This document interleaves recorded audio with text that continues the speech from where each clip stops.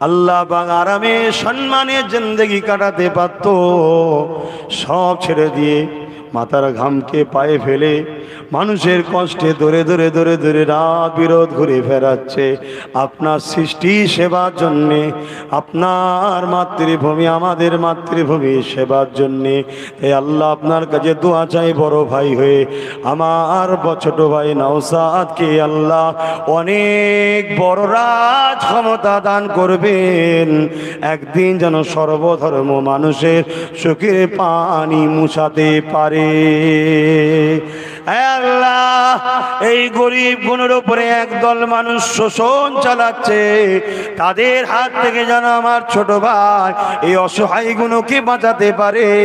এদের পাশে দাঁড়িয়ে যেন লড়তে পারে।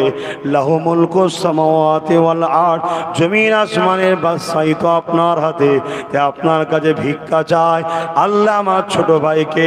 অনেক বড় ক্ষমতার উত্তরাধিকারী করে সেই